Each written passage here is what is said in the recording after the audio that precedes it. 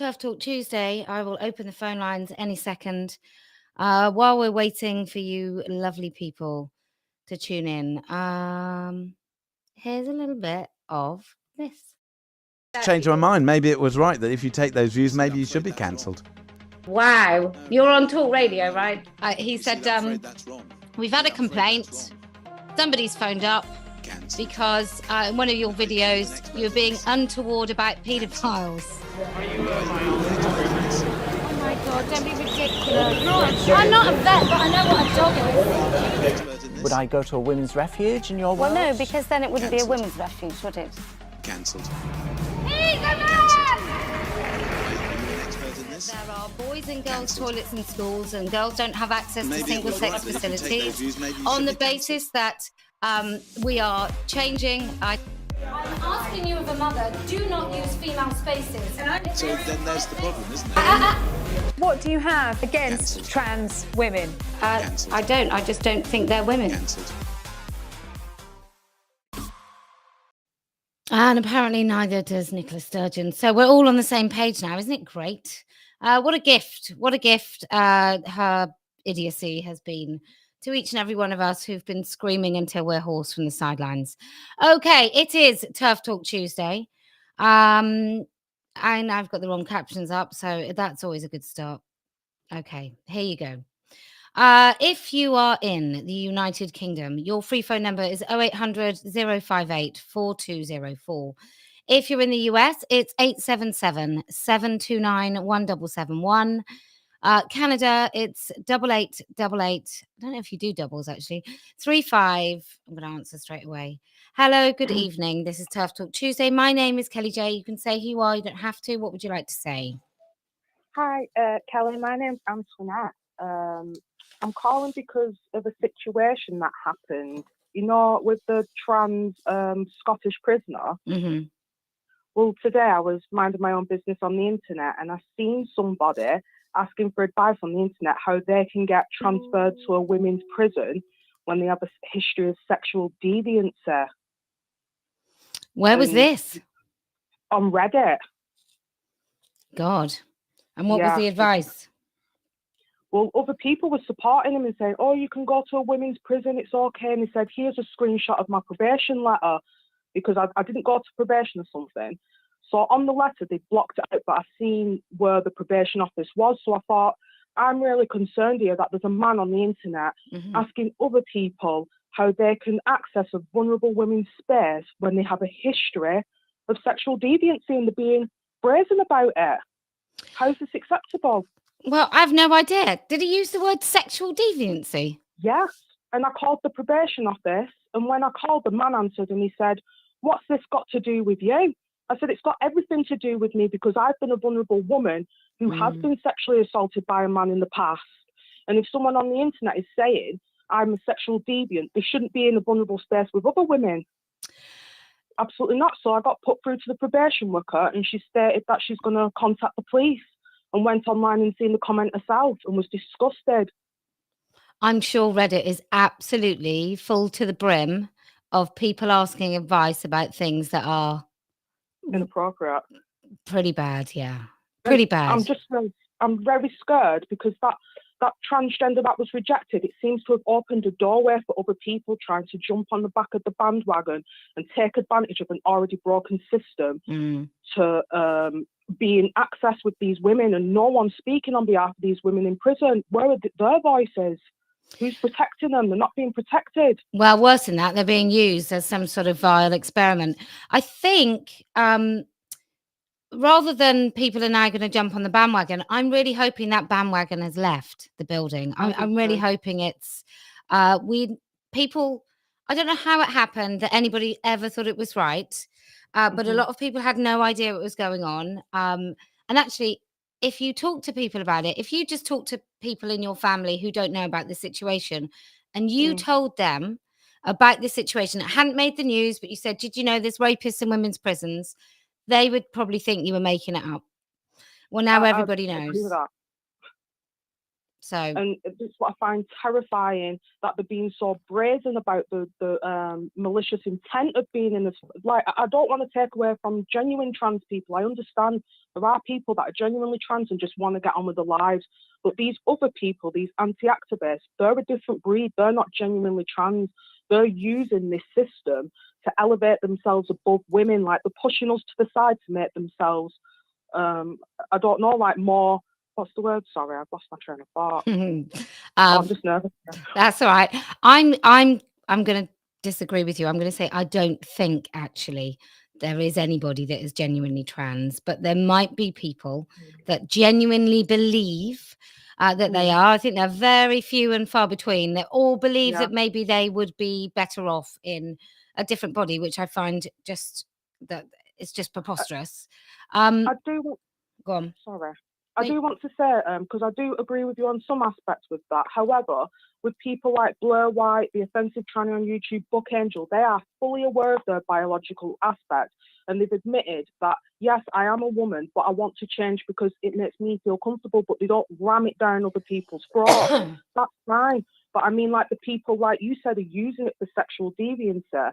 And also, I don't think it is normal to look at your genitals and go, I want to cut this off. That is not a normal thought process whatsoever. But it's being normalised to young children. And there was a 13-year-old in the same Reddit chat saying, hey, how do I get on hormones? And there were 60-odd comments telling a 13-year-old child how they can mutilate themselves with surgery and hormones. I was horrified.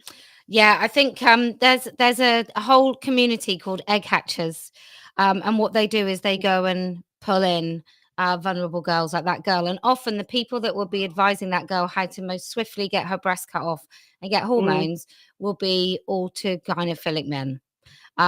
So we know, look, what I think is that anybody involved in any sort of activism to allow men and women's spaces, whether they believe they're genuine or not, as far as I'm concerned, is an enemy of women.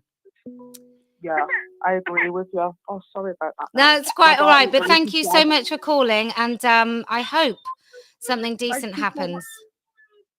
Thank you so much for your time, Rosie. You take care. You're very welcome. Bye-bye.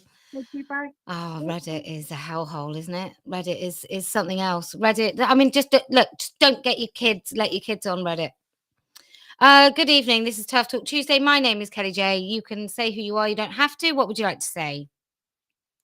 Hi there. My name's Terry. I'm just phoning up to say we all can't wait for you to come up to Glasgow. You're utterly fantastic. And thanks for coming up and helping us fight this abomination that's going on. Well, you're very welcome. I was going to come up armed with placards and leaflets, but my printer's backed out, so I'm now getting a lovely local. So that's quite. I mean, in a way, it's a good thing because it means I'm using someone local up in Glasgow. But what's the mood, do you think, in Scotland now that Nicola Sturgeon has had to do a massive climb down? How are you all feeling? The mood is, well, it's all fantastic because, as you know, there's a lot of women have been fighting this, and a lot of the public don't know. We've tried our best to get it out there, so this has been fantastic to getting the message out to the public. I can't say too much, but I can say a lot of the women in the independence movement were aware of this, thanks to Women's Over Scotland and Stuart Campbell. He blogged about it like your good self. So we all picked up, we all paid attention, we all go to the rallies, and it doesn't matter where you're from or who you are. If you put women first, we're standing there outside Parliament demanding that this stops. It's not good enough. And a lot of us got into your good self through COVID, watching you on the TV. And it's given us a lot of education about the issues. It's also given us confidence that we can have these conversations. And it's given us the courage to do stuff. So you're a marvel, and you're well respected and well liked up here. Oh, thank you so much. Kellie-Jay. Well, I absolutely can't wait. The last time I went to Scotland, I think it was Glasgow because it was Maria Miller, and then the time before that, I was out stickering with Magdalene Burns, and we stayed at Marion's house, and oh, what a lovely part of the world. And I think that when you come back from the brink of this, when Scotland fully comes back to the brink, I think it's going to be so brilliant because there's so many women now that have forged friendships and are sort of really active Absolutely. that it can only be a good thing in the end. Well, what I don't know if you're aware, but the SNP vote traditionally has been from the working class, right? And a lot of this, most folk don't really know what's going on. But I tell you, they're perking up now, and they can't believe it. And the SNP have lost a absolutely bucket load of members, and that is really worrying because they're not like the Labour Party. They don't get money from the unions. They're not like the Tories. They don't get money from big business. It really is membership support. Yeah. And so many women have left. They've left because they're disgusted at the way women have been treated. And Scottish folk don't want this. Overwhelmingly, no matter what their political beliefs, they don't want it. It's a luxury middle class belief, and it's affecting the most vulnerable women and children. Yeah, I think the English women should learn from the Scots, and that's even women on opposite sides of the aisle when it comes to independence are totally together on this. We have jokes about that. We're all united. It's so crazy. Well, perhaps you'll all be massive fans of the union after all. Well, that's maybe pushing it. The Union of Women. The Union of Women. That'll do me. Global constituency of women will do me. We love getting reinforcements from the south. That's for sure. Well, thank you so very much. And come and say hello. I can't wait. It's going to be epic. Massive. Okay. And we'll bring our salters as well as our suffragette flags. It doesn't matter. We're all in this together. Amazing. Amazing. Thank you so much for calling. Thank you. Cheers. Bye-bye. Okay, so we've got Eric Wade with your super chat, $20. Let me just make sure that the phone line is open. Unable to say anything or even look anyone in the eye without risking handcuffs. Help us, TERFs. You're our only hope. Well, Obi-Wan, your wish is my command. We are definitely getting on board this particular train. I keep switching the wrong thing over. I don't know quite. There we go. Okay, so here's your numbers. Canada, Freephone, 8888 35 6088. Australia, good morning to you. Probably very, very early or late. Definitely early. 1-800-959-819. New Zealand, it's 800-441-607. The rest of the world, it's 20. I'll tell you in a minute. Hello, good morning. This is TERF Talk Tuesday. My name is Kellie-Jay. You can say who you are. You don't have to. What would you like to say? G'day, Kellie-Jay. It's you can call me Josh. Again, I phoned last week. I didn't realize it was going to be this kind of lull. I've woken up quite early to have a chat. How are you going? Yeah, I'm really good. How are you, Josh? Yeah, good. I followed up on a few things from last week, and there's a lot of ground that we could potentially cover, but obviously I don't want to clog up your phone lines. But I know the local member here in Brisbane, Stephen Bates for the Greens Party, you tried to use the Immigration Act to block you from coming into Australia. I know. And I thought that wasn't great for free speech.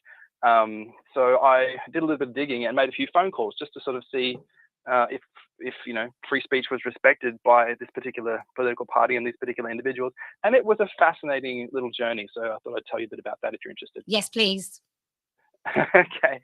I phoned his office and I got some young, enthusiastic girl who was very happy to recite a whole bunch of cliches around the trans issue. And I wasn't surprised by that at all, but just the tiniest little bit of sort of scratching the surface, and it turned into one of the most frustrating conversations possibly of my life, at least that I can recall, because I tried to simply draw, a very polite, diplomatic circle around some of the concerns of yours, which I happen to think might have some validity.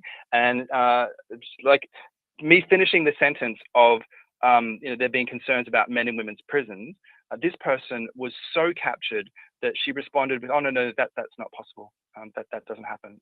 And the logic being, I sort of cracked it that once someone says they're a woman, they absolutely are. So therefore, there are no men in women's prisons, and this isn't a problem because they've so thoroughly the identification is so magical and so all-encompassing that these concerns just evaporate, with the casting of this spell. And it's like, wow, so that phone call didn't end well. I don't know how much, I'm not sure if I should give you the rushed version or not, but I followed up because she did happen to mention that Stephen Bates, who is the MP, was going to be at the markets on Saturday. So I made a point of just swinging by there to say hello.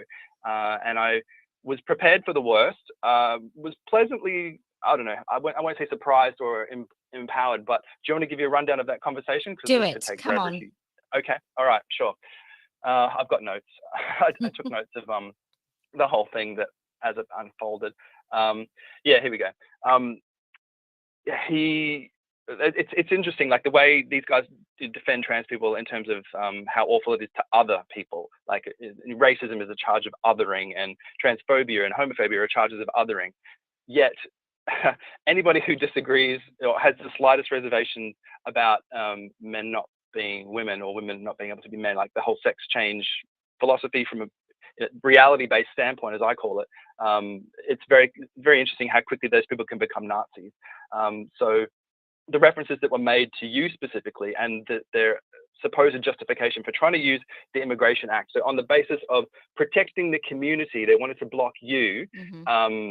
On the first girl I spoke to on the phone, she was saying that you were associated with some gun groups and you were going to bring guns over or something. Like, that's interesting. She's in the UK. Really? They don't have guns. Yeah. And the lawyers could have a field day, like libel, like the stuff that was said about you was just amazing. But it's quite telling. Like, they really need to build you up as a supervillain. Otherwise, like, how dare they humanize you? They couldn't possibly like hold those two thoughts at the same time. So, but Stephen hadn't heard the gun argument, but he did sort of have you guilty by association. This is like something to do with the Proud Boys, something to do with Oath Keepers. I've tried to Google your name with both of these organizations and couldn't find any of the, damning video evidence, which one would assume has to exist. There's a particular little gem that Stephen Bates was relying on, and it's an image that is just comical. I don't know if you've heard it, or perhaps you've got the video footage, because I've been, following your cast for some time and haven't seen you, or I've missed the part where you sign off with Hail Hitler, but he said allegedly, he didn't say allegedly, he said this was actually happening. So on this basis, I don't know if there's room for legal action, but he said that Kellie-Jay Keen, oh yes, she's the one who read at a giant rally, read Mein Kampf and swapped trans people for Jews. Well, I'd like to see that video. Maybe it's a really good deep fake. I don't know. I'm joking. I don't think anyone spent that much time on me. No, that doesn't exist. Exists only in his imagination. But that was the thing. Like, they needed to draw such long bows to have any resistance to what you were saying. So, and it was the conversation with Stephen wasn't as frustrating as I thought it was going to be. Like, we managed to hit some common ground on like the need for free speech, although his was extremely contingent and very conditional. In the same breath that he said, yes, I believe in free speech, he dropped hate speech and said, oh, there's an interesting, way to invalidate everything you just said about respecting free speech. The conversation was interesting. We covered a lot of sort of, typical concerns, but it was only like he had basically no regard for women, as do most people. Sadly, it seems. It was once I played the "this is affecting gay people" card, then I felt the tide slightly turn, or I felt like an idea actually plant in this guy's head. So, that's because some gay people actually have penises, and therefore they are valid.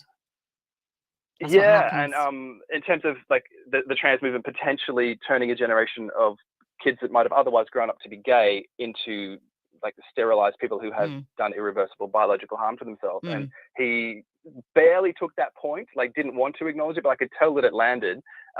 He trotted out the line, once I started highlighting these collisions of ideas, he tried to drop out the line, sex versus gender. And I know when people do that, they don't mean it, or they'll use it sometimes when it suits them. And I had an immediate rebuttal to pretty much everything he had to say, and it was a fun conversation. I wish I'd been able to record it, but I've made a lot of phone calls and taken the political temperature as best as I could, and it's hard to find. There was one MP who actually phoned me back and we had a long chat in great agreement, but he's on a different coloured team that would ordinarily, warrant scorn from left-leaning people. He's on the blue party, and it's weird how sort of brand loyalty has taken over, and political arguments, or actually reason has left the building again.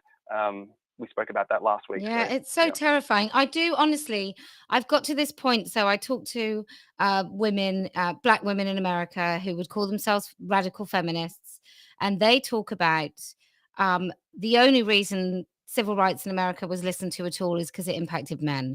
And the plight of black women, nobody cares about. You're 3 times as likely to be killed in your own home as a black woman than a white woman in the US. And that never gets talked about. That's never a disparity that anybody wants to discuss. And I wonder if you just said lesbians and not said gay people, whether you would have even had a flicker of recognition from Stephen Bates. Now, I'm not saying anything about him in particular. I just think it really is that. I think gay liberation happened because it was, gays and lesbians fought for it, but ultimately gay men were the ones that were liberated. Women was just a side effect of the liberation for men. Well, yeah, no, you're right, definitely. I don't think, like there's maybe a tiny little bit of credit left on the gay guilt credit card that you can cash in on this argument, and people will give you the time of day and say, oh yeah, actually maybe you've got a point. But like in terms of erasing gay spaces with swapping out sex for gender, and suddenly the entire notion of homosexuality just vanishes. And wow, how easy was that? Yeah. Yeah. Well, I'm in the heterosexual debt, so I can't join that gay credit card scheme of yours. But it's so lovely to talk to you, and I really hope to. Where are you again? Melbourne? No, I'm in Brisbane. Yeah, and I sent you an email. It was fascinating, actually. I don't want to take up too much more time, but I did have a chat with ChatGPT on the subject of Christopher Hitchens to try to render a position from him on trans ideology versus religion, and it was a fascinating conversation. So initially, this thing is highly programmed to avoid, to toe the line on politically correct issues, as it were, and it shut me down for about 5 different responses. But you can sort of keep insisting, and once I insisted that no, ideas are not people, and all ideas are up for discussion, or else what kind of tyranny are we living in? It's like, oh, all right, well, I'll maybe on that basis answer some questions. And then it took me maybe sort of 10 prompts, and then calling out its own hypocrisy and said, hang on, you've just used the word cisgender. Some people consider that a hate term. Why are you using hate speech to justify your argument? And then it's like, oh, no, don't take it the wrong way. So it's very intelligent, but Wow. It did eventually give me an essay that Christopher Hitchens may easily have written, and talking about I will read it, I promise. Yeah, anyway, I could take up too much time, but yeah, check it out. And thanks for the work you do. You're amazing. And I'll see you here in Brisbane. Oh, see you. Cheers, Josh. Thank you so All right, much. bye. Bye. Oh, yeah, he sent me an AI. I don't know if you got that. He's written by using AI, artificial intelligence, he's generated an essay that would be authored by Christopher Hitchens on the topic of this whole nonsense. Katie Anderson with your super chat, $20. Stop giving your children phones and tweens phones. They don't really need them. It is the gateway for these influencer groomers to hijack your kids. That's so true. It's really difficult, though. It's a really difficult thing not to allow your kids to have phones. I mean, I'm sure we all walked. Well, I don't know how old you all are, but I walked home on my own from school from, say, the age of 10, maybe 9, maybe even 8. I would then go meet my mother at the bottom of the sort of school drive. I might have been 9 or 10, but anyway, we all walked home on our own. We didn't need phones.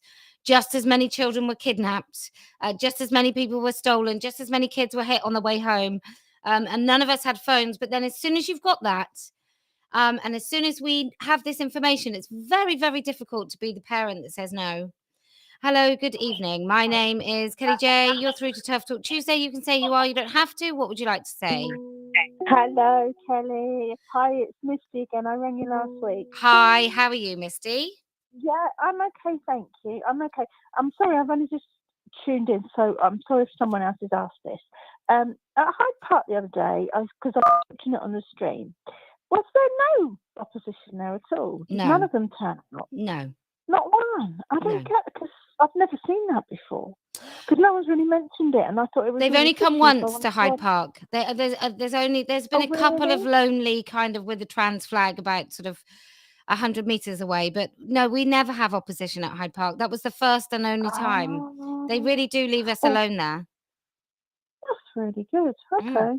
Yeah, I didn't know if it's just they might have known the game was up, that was all, but I thought that probably a bit too good to be No, true. unfortunately. I think no. we are definitely going to meet a lot of opposition in Glasgow, and I'm assuming Dublin and Belfast, because I've had to postpone. I cannot give Canada enough of my time and energy to plan it properly and do right by the Canadian women. So we're going to go to Ireland. So that'll be Belfast and Dublin. I'm pretty sure that's going to be They've got well South ID, opposed. haven't they, over there? I think Ireland, haven't they? Yeah. Well, that'll be good. That'll be fun then. It's absolutely nuts. But no, it's I don't know what it is about Hyde Park. Maybe they just, I mean, we used to be down where all the men talk about God. Maybe they realize they wouldn't be welcome. But no, they're not there. But thank you so much for your call this evening. No, that's okay. Oh, we're still waiting for a date for Bournemouth, by the way. Bear with. So, all right. Cheers, okay. lovely. Okay. Bye. Bye. Oh, I've got so many dates to do. I've got to fit in. I've got to try and fit in everything. It is really tough. You know, I spent, after yesterday's news, I then spent hours looking for alternatives that actually does, because the woman sticker, I don't care what other stickers you've ever bought, but the woman sticker is a really lovely quality sticker. Hello, good evening. This is Tough Talk Tuesday. My name is Kellie-Jay. You can say who you are. You don't have to. What would you like to say? Oh, hi, Kellie-Jay. It's Becca Firebird. Hi, Becca Firebird. Hi. I actually got hold of a thing from work, and it's called "It's Just Good Care." It's a guide for health and well-being. Caring for people who are trans, non-binary, and gender diverse, and it's got the usual rubbish in it. But there's a little bit, and I don't know if I'm being a bit thick, but it's talking about principles, values, and the legal context. And it says the Equality Act 2010 places a positive duty on public authorities to promote and advance equality for people who share protected groups, and requires Welsh public bodies to demonstrate how they give due regard, in quotes, to equality when carrying out their function and activities. And then it says, recent case law, and there's a footnote, Equality Act, gender fluid and non-binary individuals protected, and then it says Willans, so I'm assuming that's some case, notes that gender is a spectrum and that it is beyond any doubt, in speech marks, that being non-binary or gender fluid is covered by the protected characteristic of gender reassignment under the Equality Act. Let's have a look. So, Willans with an N at the end. So Willans, Willans. Willans gender case. Oh, okay. In this case, the tribunal found that I've heard of this. Okay. So it's a case which is Taylor versus Jaguar Land Rover. Oh, right. It's that one. Do you remember that case? I do. Okay. So that is to do with protected. It was accepted that the characteristic gender reassignment had to be permanent and long-standing. Oh, and therefore, hang on. Okay. The Equality Act stipulates that this is willans.co.uk. Right. Yeah. Okay, this is the solicitors, willans.co.uk. And it says, so beforehand, gender reassignment was about someone who was actually, like, the whole thing was actually people that were going to transition. That may no longer be the case following a landmark ruling at Birmingham Employment Tribunal in Taylor versus Jaguar Land Rover. In this case, the tribunal found that a gender fluid engineer who suffered abuse and harassment at work was protected by the Equality Act 2010. So it's really interesting because apparently she was gender fluid, yet is called she and Rose. So I think it's probably a man. That's what I'm imagining. Yeah. Oh, I think it was a man. But I'm just wondering how that fits into NHS. This is our guidance. Jesus. This is for me at work. And it's so does that just mean that whatever you say you are is protected by the Equality Act? I think the equality. Look, I know there are some groups. I know the Equality Act are has really got a lot of- excited about the Equality Act and want to improve it and tighten it. And Yeah, I think it's not fit for purpose. If you can it have, obviously isn't. well, if you can have the right to your religion, which might say homosexuality is a sin, but you also have the right to wear a pride flag and maybe the religious. I'm not saying that you're right if you're offended by homosexuality, but maybe No. your religious belief is that you're offended by homosexuality. Your sexuality is that you're homosexual and you want to tell everybody about it at work. I don't know whose rights are balanced in that, unless everybody keeps their religion, their sexuality, whatever that is, and keeps everything at home and just focuses, I don't know, on a job like we used to. And let me just say the other thing about the Equality Act is I started looking into it with a couple of human rights lawyers, and we're looking into sort of the validity, whether it's fit for purpose and so on. The most time it's ever used is in employment law. Now, what that tells me is that our employment laws are also not fit for purpose, because whether you're gay or straight or Muslim or atheist or Christian or whatever, you should have the same right as everybody else at work, which means the right to go and do your job, full stop. So, and be looked after and not be sacked and not be persecuted at work and not have, all the other things. So I just find it interesting. I just don't know where else the Equality Act is actually utilized besides employment law. Okay. I get it. I was just a bit shocked. I know this, basically it's a pure gaslighting. The whole thing, I've got it in front of me. Well, I'm surprised Land Rover didn't have more money to actually get a decent barrister to drill down into what is non-binary and gender fluid. Let's put them in a court. Let's examine them. Let's break them down into their small parts and find out if they actually make sense. Well, it doesn't. It doesn't make sense. No. And I'm just worried about it in a health setting, that, sort of putting that. I'm reading this as an NHS employee, and I'm just thinking, oh my goodness, that's it. We're done for. It's so nuts. Well, how do you treat a non-binary person? Like, what do you do when you look up their medication? What you're gonna? Is there another sort of measure? If I go to the doctors, and my husband goes to the doctors, we both got a chest infection, I'm going to get a different dosage than him. Well, I assume I would. But what they're doing, Kelly, is you've got mostly young people who are identifying as, so they haven't got a GRC and all the rest of it, and they're actually having their sex marker changed on the hospital record. I know. So you've got a female person, a woman. Actually it shows up as a male. You got a woman showing up as a male, as a man. Showing up as a male on.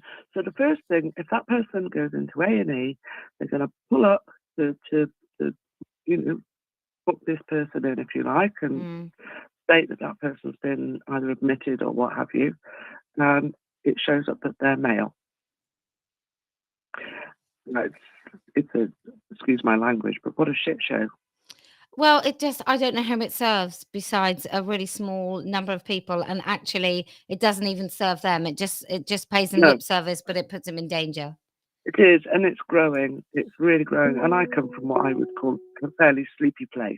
But anyway, enough time. I just wanted to put that out there. See you on Sunday. See you on Sunday. You're coming up to Glasgow. My God. Amazing. Yeah, driving up. 4 of us. Look, we drove to Brighton. Amazing. So we can drive to Scotland. See you then, lovely. Cheers. Bye. Bye.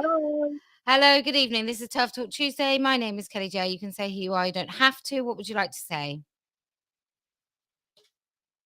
Hello? Did I put the phone down on you? Probably. I'm so sorry. Do ring back. I promise I will answer it properly. I don't know how. Lucy Fraser here. You're going to have to just tell them no. It's a really good thing to say. Good afternoon. This is Tough Talk Tuesday. My name is Kellie-Jay. You can say who you are. You don't have to. What would you like to say? I can't believe that I got through. My name's Karen. I live in South Carolina. I just wanted to say how I really admire you. I wish there was more that I could do. I'm a disabled person, so there's not a whole lot that I could do, but I would love to be able to do more. And I just wish you all the greatest. Well, you can just phone in and we can all just admire your accent. So, that's good enough for us. Well, I can't believe I got to talk to you, but I won't keep you for long because I know that there are a lot more people out there wanting to talk to you, but you keep going, girl. I'm right there with you. Oh, thank you so much. Oh my God. Your accent is just I'm so sorry to be so terrible, but what a fantastic accent. And you live with that every day. We just get to hear it tonight. But thank you so much for your call. It's really kind. Oh, I enjoyed it. Thank you so much. Thank you, Have lovely. a great day. And you. Bye-bye. Bye-bye. Bye. Oh, how lovely is that? What an accent. Wouldn't you just like to be able to it's like velvet. It's like thick chocolate milk. It's so lovely. I would love to. Wouldn't you I would just love, but I can't do it. And I'm sorry if it's offensive. Hello, good afternoon. Good evening even. My name is Kellie-Jay. You don't have to say who you are. You can if you want. What would you like to say? Hi, Kelly. I just want to tell you about my experience recently having a mammogram. I went for a mammogram in these mobile units, and I was in a very small room with the lady. I immediately got undressed to my waist, expecting to get straight onto the scanner, and she started asking me questions. So I was stood there naked to the waist. I wasn't at all bothered. I was alone with a woman, but I wouldn't have done that if it had been a man there. I would have been very uncomfortable. That's point one. Anyway, I had my mammogram, and after she'd finished, I asked her what would happen. I asked her whether or not they had trans women doing the mammograms, and she said yes. And I said, so what would happen if I said I was uncomfortable with a trans woman, i.e. a man, doing my mammogram? And she said, but they're women. They've transitioned. Shut up. As you can imagine, that didn't go down very well. I said, no, they're not. They're biological men. The majority of trans women don't ever fully transition. They may have augmented breasts, but most retain their penis. Furthermore, most suffer from a paraphilia, which means they become sexually aroused by dressing as a woman, having their own breasts, or being in the company of women in a state of undress. So as you can imagine, they might get quite a kick out of handling breasts all day. The poor woman was very flummoxed. She did not expect that conversation. And I then went on to explain about the problem of men in women's prisons, men masturbating in gender-neutral changing rooms and toilets in neighbouring cubicles, and then posting the videos online, being potentially intimately searched by a male police officer presenting as a woman, etc., etc., and how it was totally wrong that people are being told that they may be born in the wrong body. And to look you up, because she was just completely flummoxed. So then she sort of was quiet for a little minute, and then she said, well, I'm a bit confused, and I thought you meant, do we get trans women having mammograms? So I asked if they did, and she said, well, yes, of course, they're women. Jesus Christ. Yes, I know. So you'd done full TERF, and she still really didn't get it. No. So I said, right, so do you routinely screen men for breast cancer? Her response was that they only screened men if there was a particular concern, but they didn't routinely screen men. So then I asked if they screened trans women. Yes, she said. Why? I asked. They're men with implants. She said it was because it would be discriminatory not to screen them because their medical records show them as women. Therefore, it's routine. Now, it may be that a man, if he's taking estrogen, is at an increased risk of breast cancer. So it might not be a waste of NHS funds necessarily, but it struck me that breast screening was the ultimate in affirmation for these trans women. And also they're taking up the appointments that a woman desperately needs. It's just so wrong. How long? So I'm just thinking that if you find something, so if a woman finds something, and now I'm lucky I've never found anything, but if a woman finds something, I know that they're not seen that week. I know they No. don't have a mammogram that week. So we know that any man taking up a space of a woman having a mammogram is potentially getting in the way of somebody getting a life-saving diagnosis. Absolutely. Unbelievable. How did you feel doing full TERF? Oh, it's brilliant. I've gone full TERF recently, the last couple of weeks. I bumped into a lady that I haven't seen for years that I went to primary school with. And we had a quick chat. We were in the supermarket. And then she told me how she'd just retired from being a social worker. And I said, oh, so how are you on all the gender things? She said, oh, that's why I've taken early retirement, because I couldn't be doing with it. So I gave her some stickers. I'd been stickering in the car park, and she's joined the group that we've got on Facebook, Standing for Women UK. And I'm in full flight at the minute.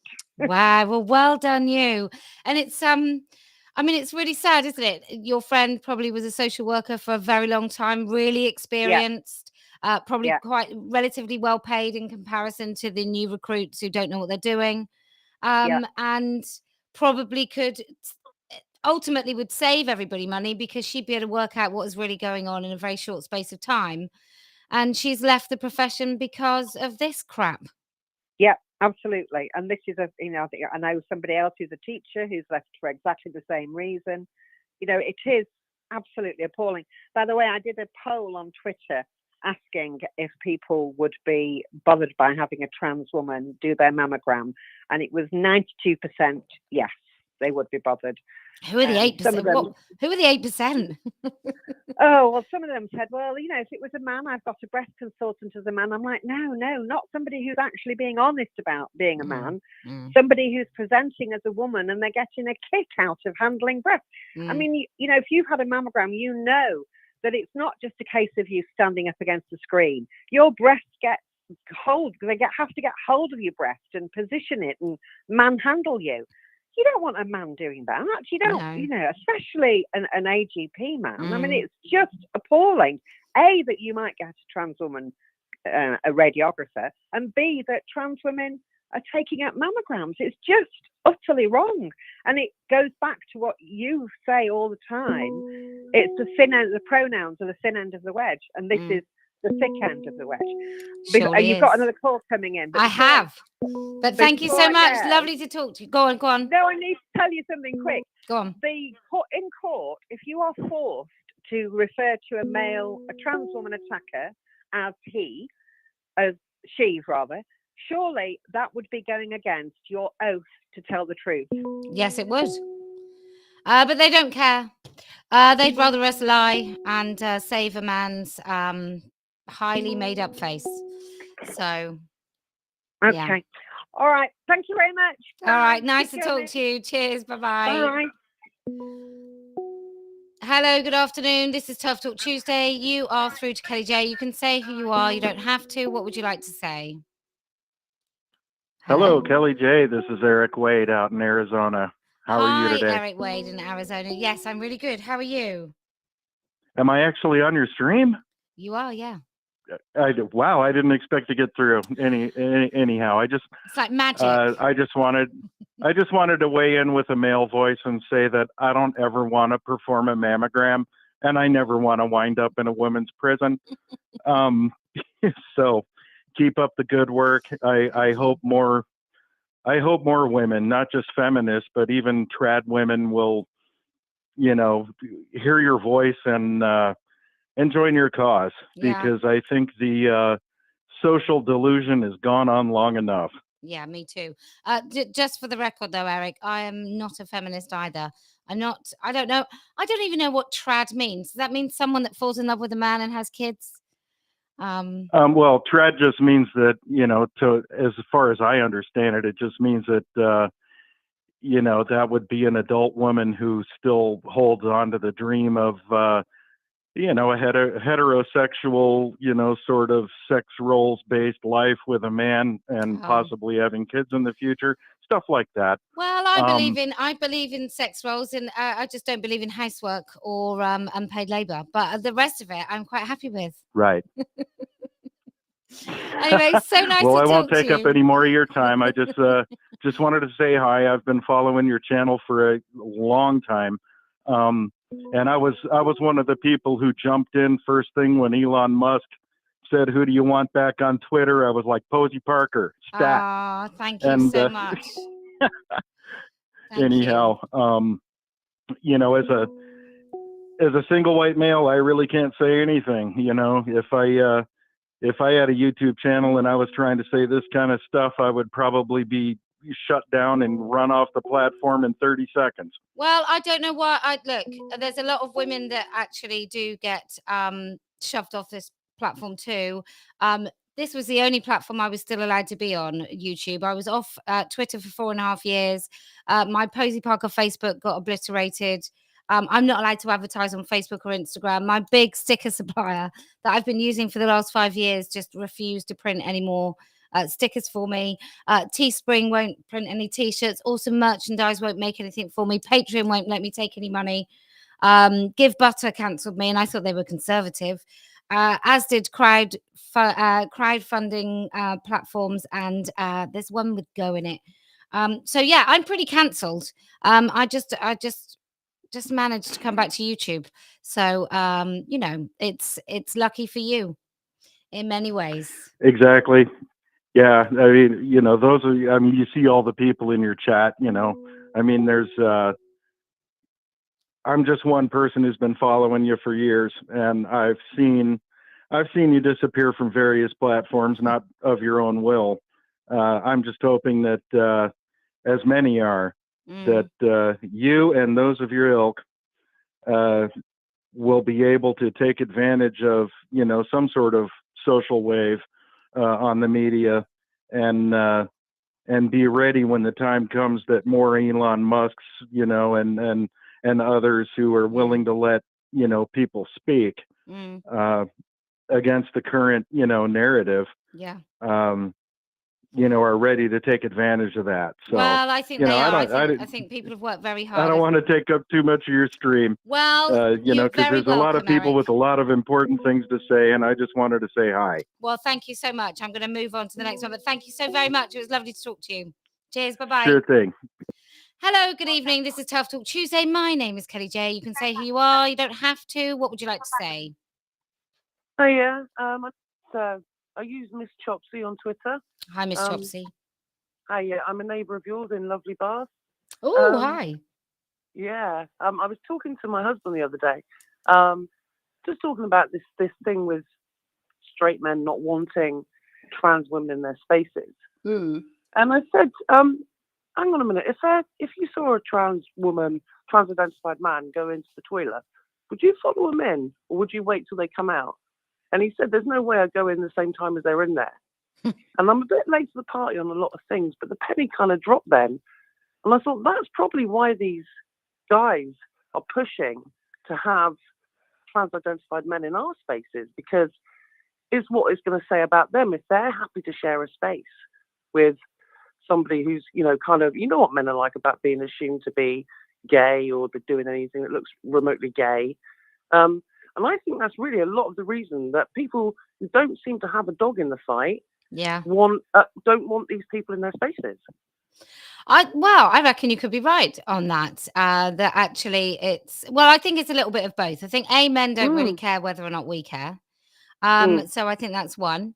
And I think they don't want these men in their space, making them feel uncomfortable.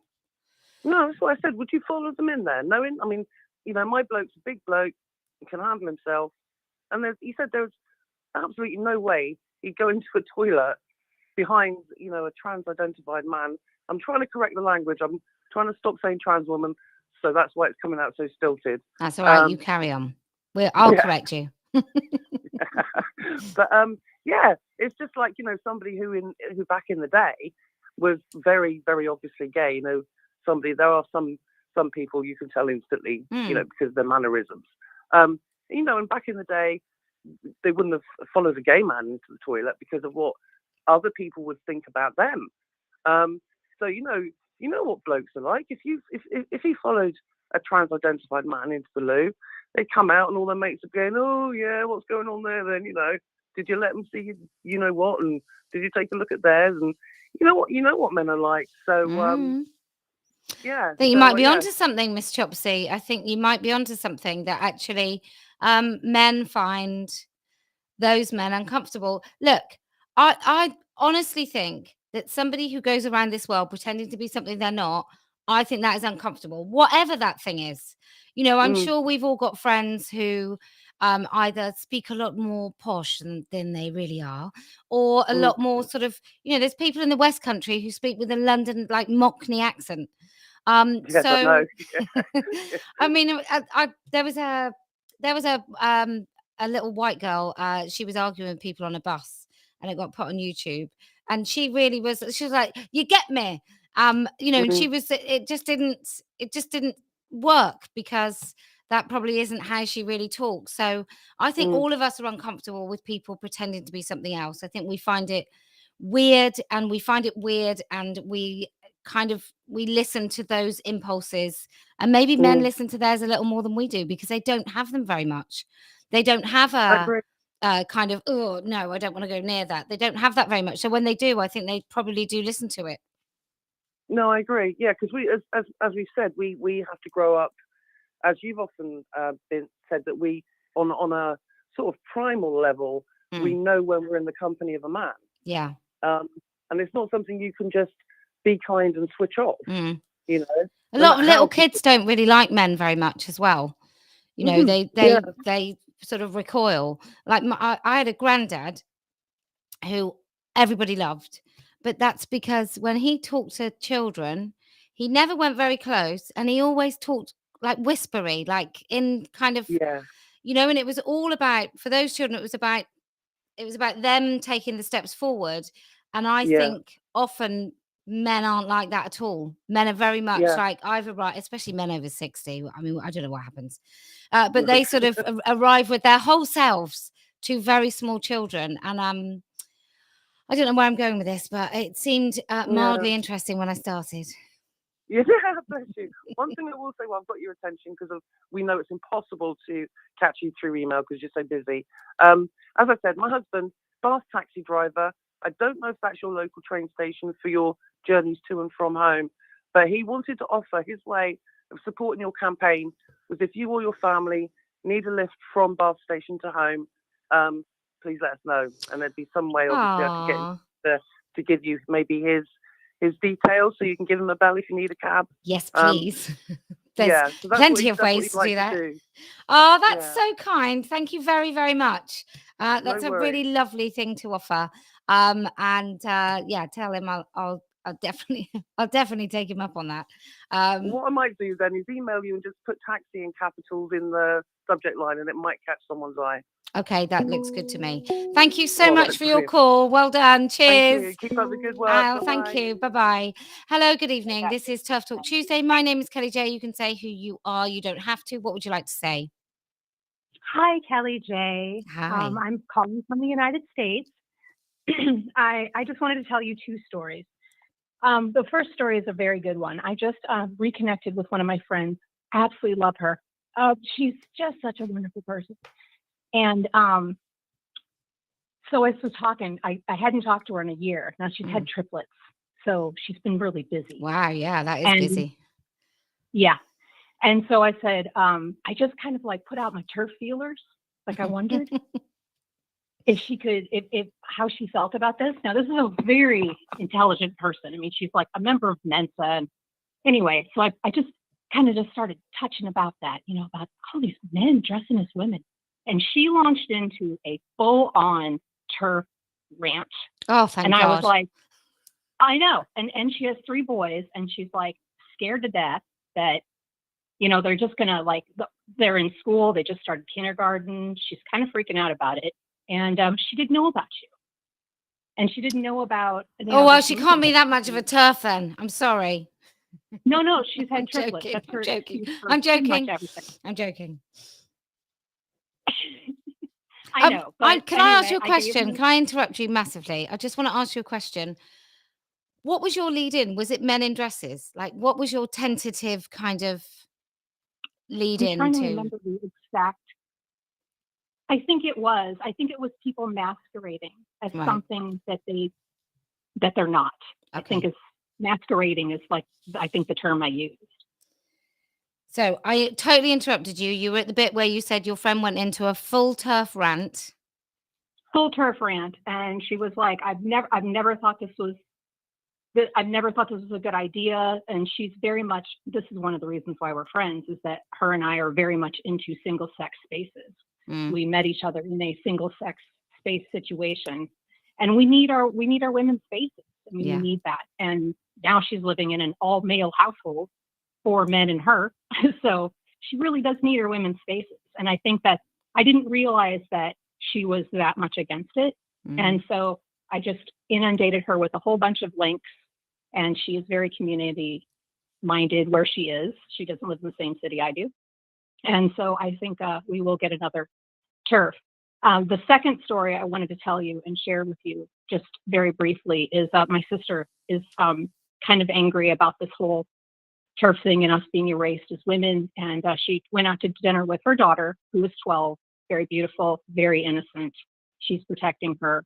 And they were waited on by a man with the nails and the hair and everything. My sister's seething, right? She's like, she's not going to be rude. There's no reason to be rude. So she's not going to say anything.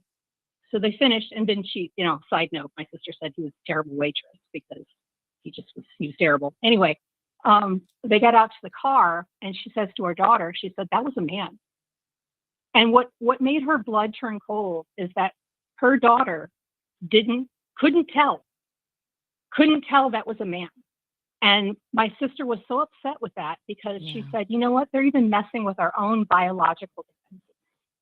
And that this 12-year-old, very innocent, couldn't tell that could possibly be a potential threat. And that's really all I wanted to share with you is those 2 stories. Well, thank you so much. And I share the concern that young women are being taught are being groomed into erasing their own boundaries. Each and every one of them. Every time that we tell them something in front of them is something else. And we make woman some sort of ethereal idea and concept in a man's head. I think that the greatest risk is the fact that these children won't know to recognize the truth, won't know what will be more threatening for them. And I think it's been going on for ages. And I don't want to be all crazy and think that this is part of the plan, but it kind of does feel like it's part of the plan, just because it's so well designed that actually part of this is grooming children. And they've been groomed before you and I knew anything about this. They already started having policies in schools and prisons and hospitals and everywhere. So it does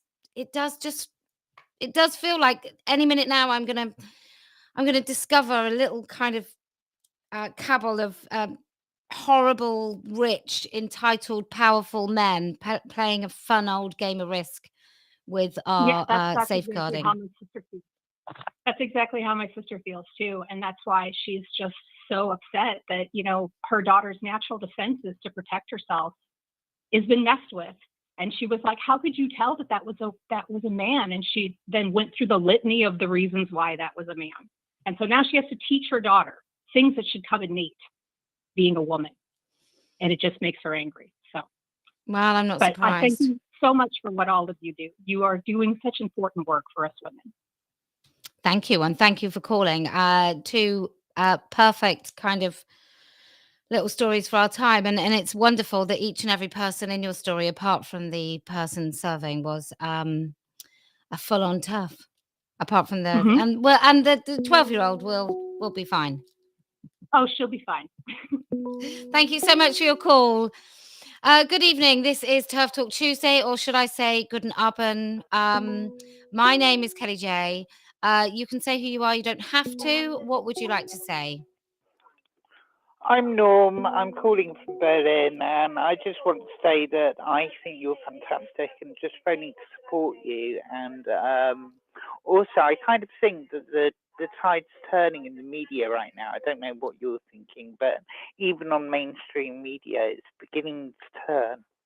Well, look, so my view on this, because I was thinking about it this afternoon, and I think in those newsrooms, whilst there will be some young people that are totally invested in pretending or actually being part of this cult, but there will have been lots of other people that feel silenced and gaslit and like their speech has been compelled.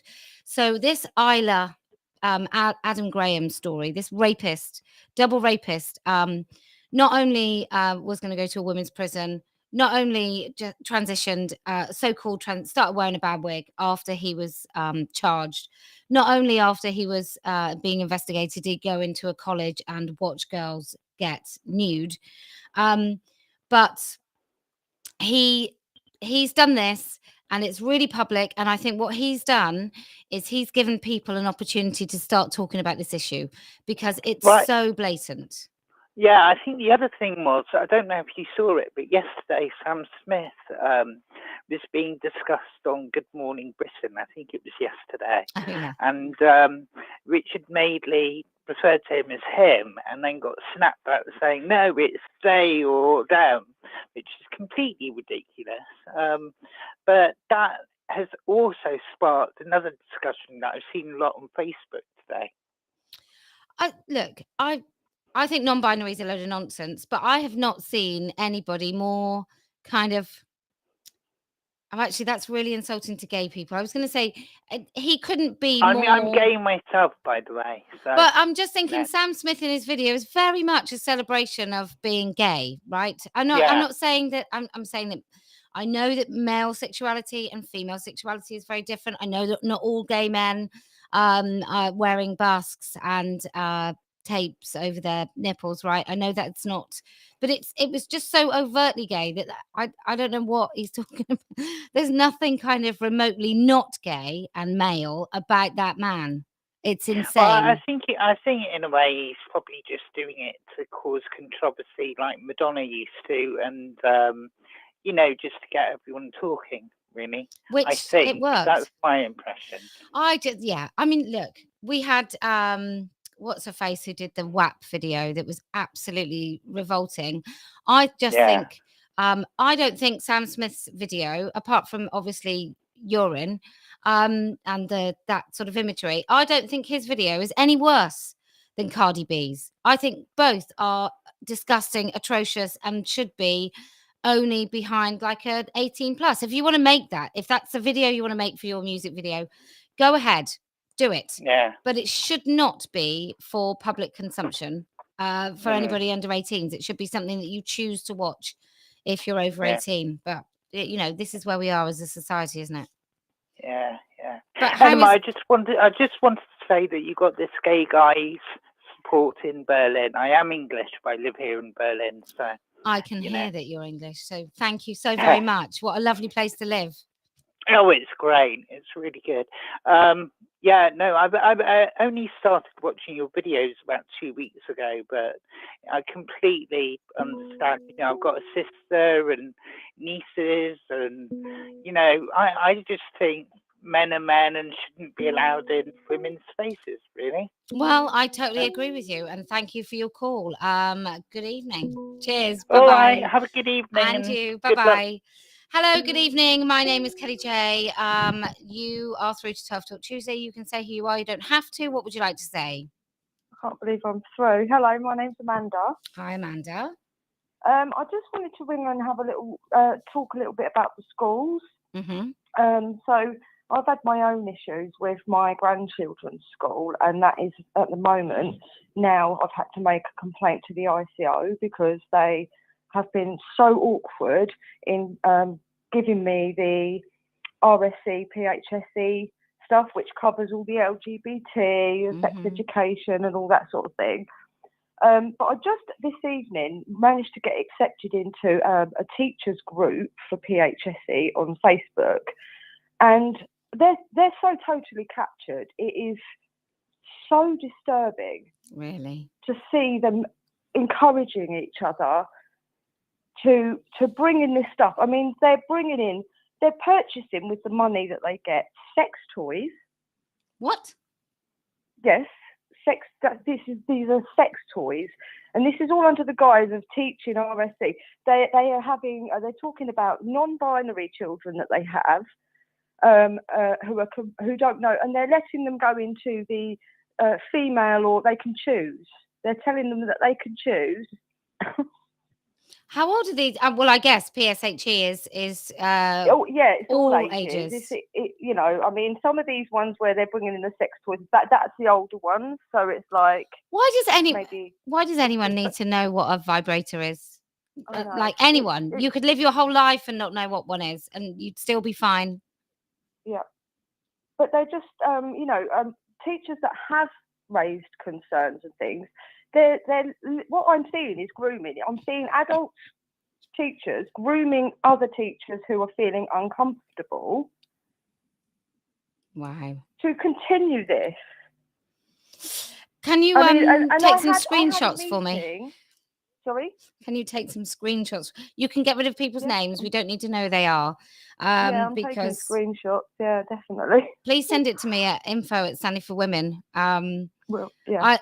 I wouldn't at all ever publish anything that wasn't that may put anyone in danger.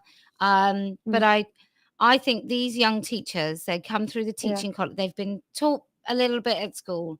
Teaching colleges are dreadful for this stuff. They indoctrinate those teachers, and then those teachers kind of help groom each other, and then they groom the kids. Yeah.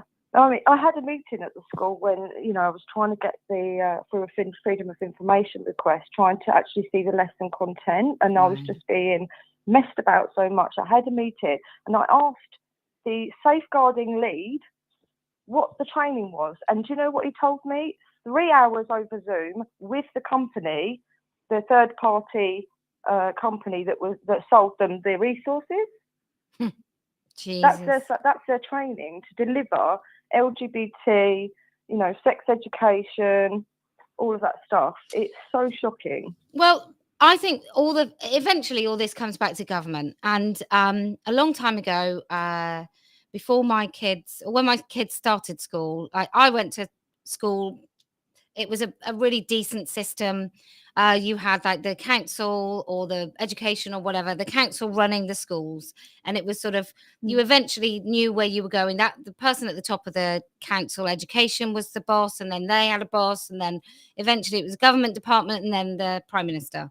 What's happened with these awful other new schools, trusts, academies. Yeah, the academies, is everyone's squirreling money away.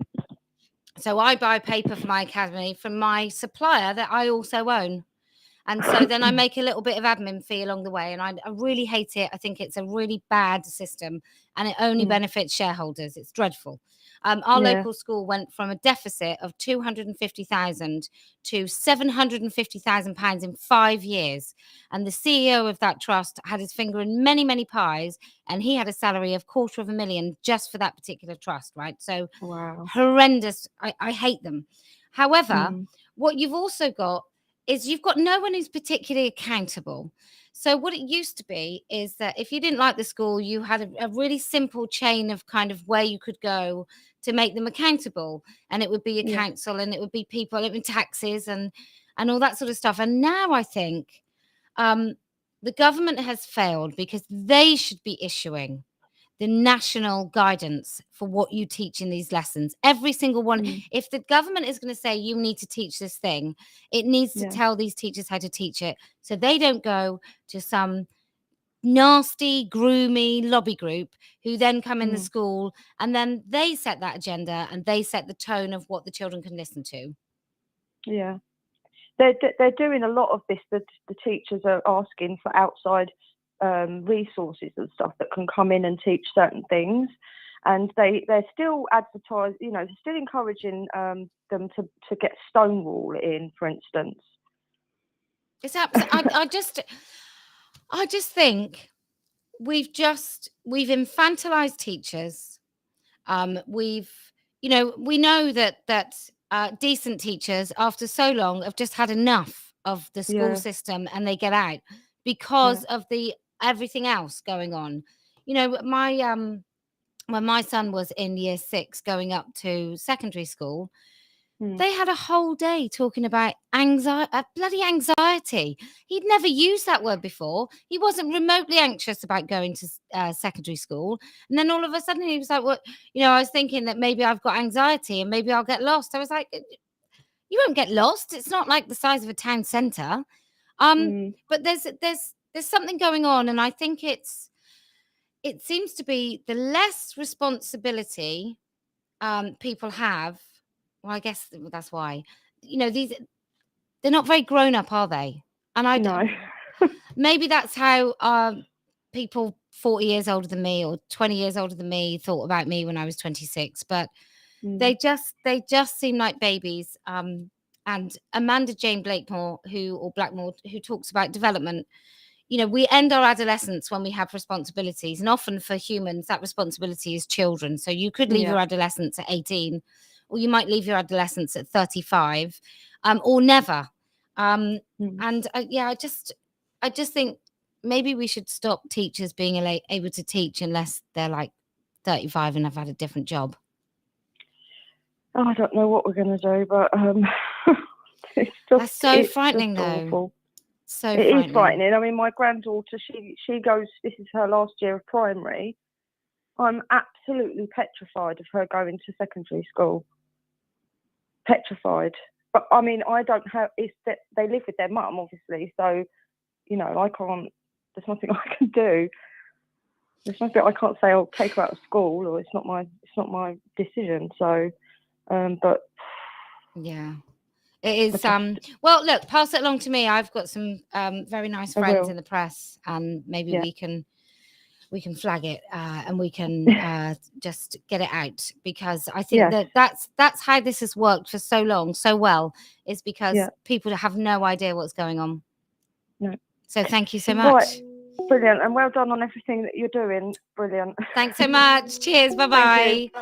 Hello, good evening. You're through to TERF Talk Tuesday. My name is Kellie-Jay. You can say who you are. You don't have to. What would you like to say? Kellie-Jay, it's You've Got TERF Mail. Hi, You've Got TERF Mail. How are you? I am doing very well. I am sad to hear that we will not see you in Canada in April, but I'm hoping you'll still come in May. I may come in May. Look, my daughter does her exams this year. Oh. And look, if I don't come in April and May, September is the latest. I just want to make it, if I'm going to come all the way to Canada with the crazy issues that you are dealing with, I really do want to make sure that I squeeze every last drop out of the trip. And so with going to Australia and then coming back I was only going to have a couple of weeks with my family, and then I was going to go again. And I thought, well, I don't even know if I can do it justice. So, sorry. We may have to wait. I'm so sorry. We are patient. Kellie-Jay, my speech is so on fire, and my best TERF friend has written a speech which made me almost cry.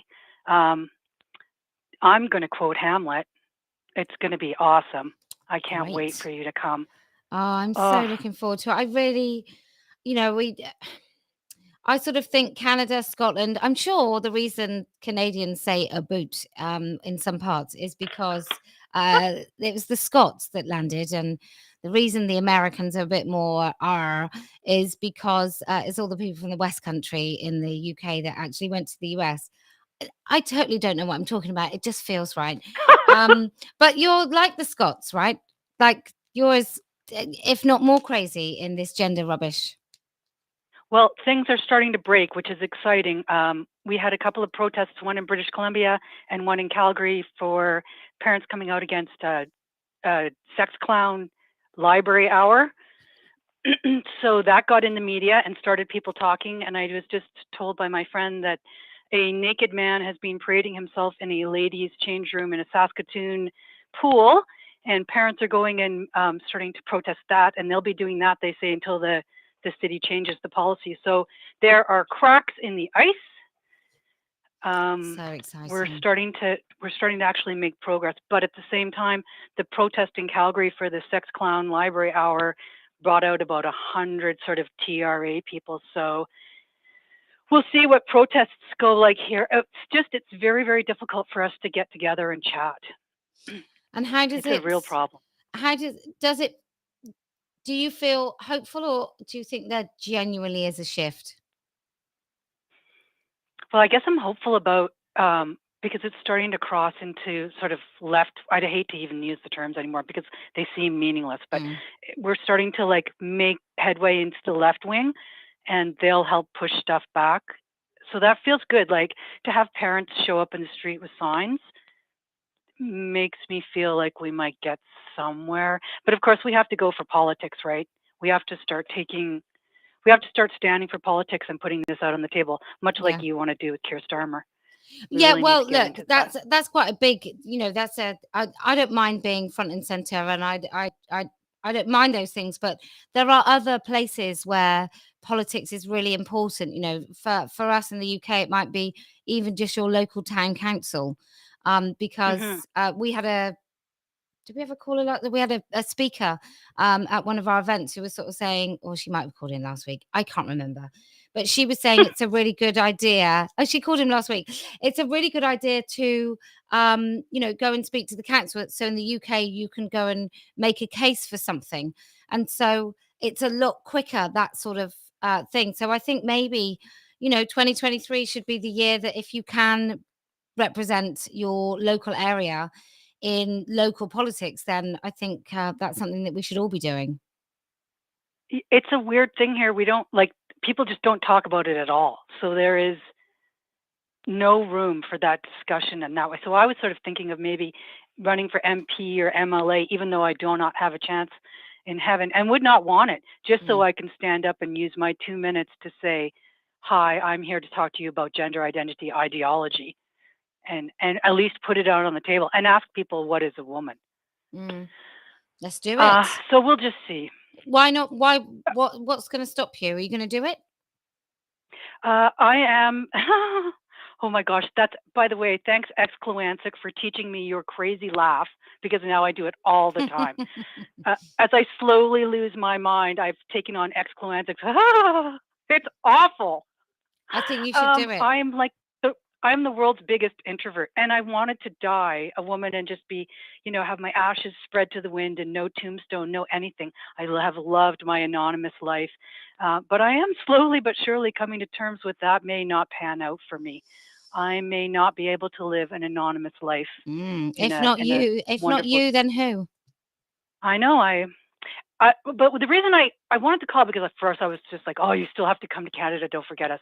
And then I wanted to tell the gyne that peaked her mammogram, or she tried to peak her mammogram lady, that I peaked my breast ultrasound lady the other day, and it took less than 8 minutes, and it was a dream. I've got it down pat. Go on. Got it down pat. Peeking everywhere, speaking all over the place. Well, you don't sound too much of an introvert to me. So we will look forward to your election campaign. It's going to be really exciting. Do let us know. We'll see if that happens. Was there something else? I don't think there was. Just hi to all the gynes. Thanks to Amy Souza for broadcasting those ladies from the Santee.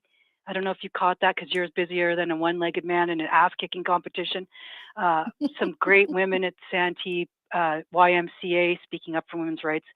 And I do have a question for the people that want to say, a man, if he has a piece of paper, he can come into a bathroom, or if a man's had his penis cut off, he can come in a bathroom. I just want to know, what spaces can a girl or a woman expect to be with just another girl or a woman? What's left to us? What do we get to keep? And the answer to that is a room in your house with no men. Yeah. Well, I don't even have any of those. That's what we end up with. I don't have one of those, right? Because I live with too many of them. I know. When I worked this out the other day, I thought that for me, there's no space, because I live in a tiny house with my husband. So if society takes away all my spaces, I have no spaces. I would have to go to the woods. Yeah.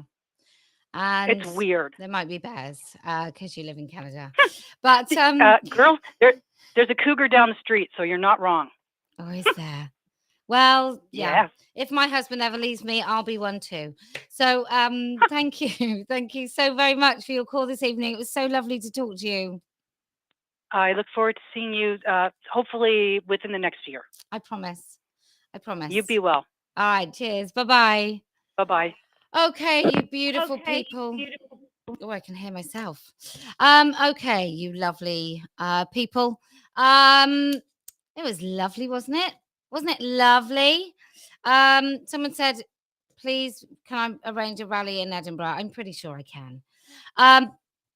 As for the rest of you, if you are coming to, oh my God, Glasgow is going to be so good.